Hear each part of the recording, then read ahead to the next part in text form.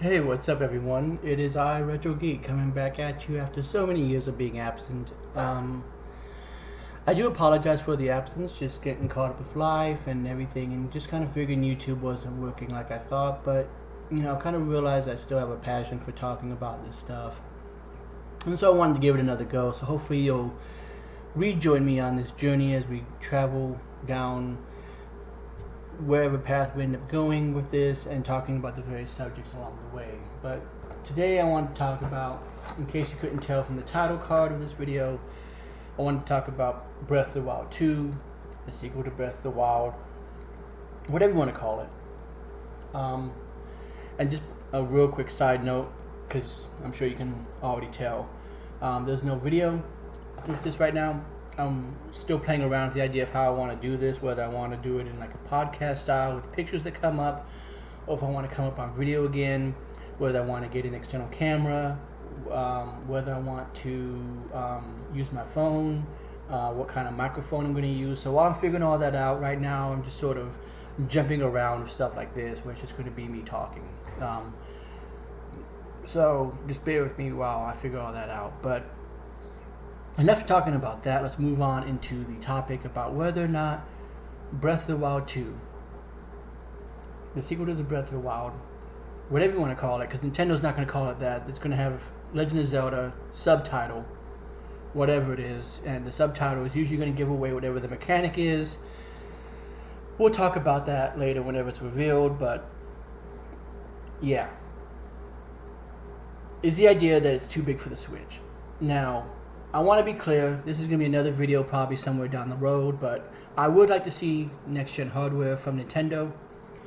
I know that Nintendo typically, usually is about a 5 to 6 year mark, but they were also talking about a longer than usual console cycle, so it might be 7. Who knows? But I would love in 2023 if there was a next-gen Switch that launched alongside the next Zelda game. But I want to just make it kind of, I want to throw this out there just in case it's something that does happen. I don't think that this is next-gen Switch. I don't. Nintendo is not usually that kind of company. Like, if you remember with Breath of the Wild, for example, when that launched, we already kind of knew that the Wii U was out the door because we had like a long drought. I think there was like a year and a half where there was nothing. Shigeru Miyamoto had basically, when asked about the next Mario game, said, well, probably on Nintendo's next hardware. Like, it's the kind of thing where we already kind of knew there was a next generation coming, because the Wii U was on a decline. The Switch is not on a decline right now. It's not on a decline. And I think that Nintendo, because usually they're the masters of their own art when it comes to compressing, because I know that like with the Game Boy, for an example, that was old technology that they figured out ways to like re-layer on top of to make games look good. So I mean, look at the difference between like Super Mario Land, the original Super Mario Land on the Game Boy, versus Super Mario Land 2. The difference is astonishing. Like the way the games look, the way the world is, the fact that it's not a linear just left to right kind of game, that you can go to different areas, there's secret areas, there's different items other than just the fireball. Like, the fact that it feels like it's a completely different game for a completely different console, and that's on the Game Boy. You know, the difference between Twilight Princess and Wind Waker, you know, it's nothing new for Nintendo to figure out how to compress their own games down really well.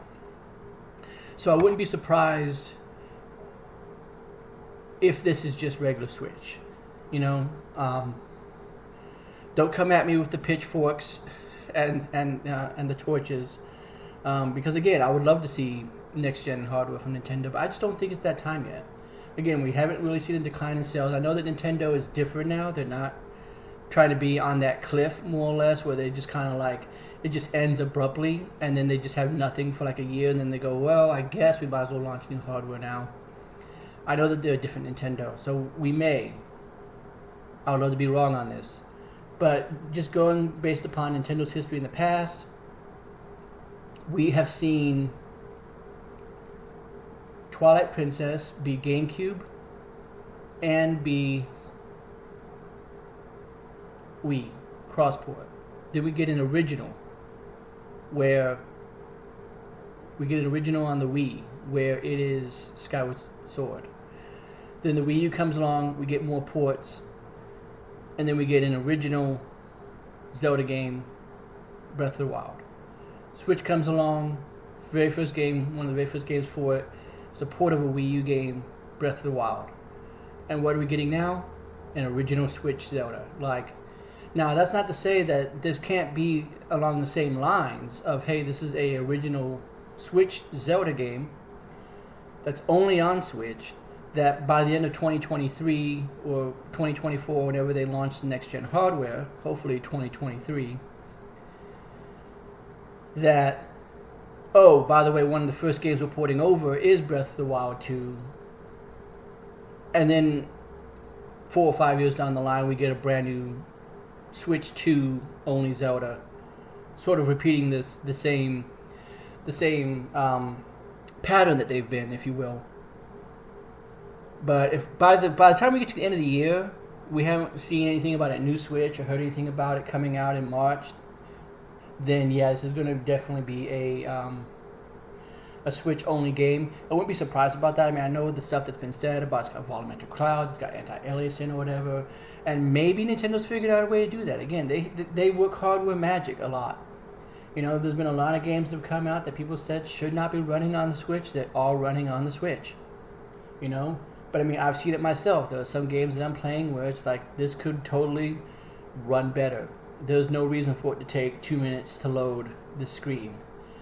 But I just feel like, looking at the history of how things have gone before, that Nintendo's just learned some magic tricks about how to really push the capabilities of the system and deliver us a very unique Zelda game. And who knows, this could easily just be the kind of thing where, even though they typically don't show it on a PC or they typically don't show it on a dev kit, maybe they inadvertently did just to give us something to show because they didn't have it ready for the Switch version. And then when we see it next, at probably Summer Games Fest or whatever we're going to have this summer, that we see the actual version of the game and it's nothing close to what we saw. But only time will tell on that. I think I'm going to go ahead and end this video here, guys, because otherwise I'll just be ranting on forever. Make sure that you put down your comments about this below, what you think about the next Zelda game, if you're looking forward to it, whether you think it's going to be a current gen or a next gen Switch. And yeah, hopefully we can eventually start doing more videos like this, talk about what we want to see from the upcoming Switch and stuff like that. Only time will tell down the road, of course, but I'm hoping that you enjoyed this video. If you did, please be sure to leave a like. That way I know that you listened to it, I should say, all the way to the end. And just like it says in the banner, make sure that you subscribe. I've been gaming since the 80s, and so I have quite a bit of experience behind me. I've seen trends happen when it comes to Nintendo, Sony, Microsoft, and there's all kinds of stuff. And although I'm not right all the time, I don't claim to be an expert in the field. I've just noticed enough to where usually I'm able to predict pretty darn close. And hopefully that trend can continue, but if not, at least maybe you guys find me entertaining enough to give me a chance and come along on this journey with me.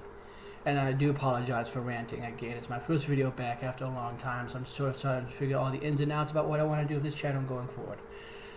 Thanks for listening, guys. Have a good one, and I'll talk to you next time.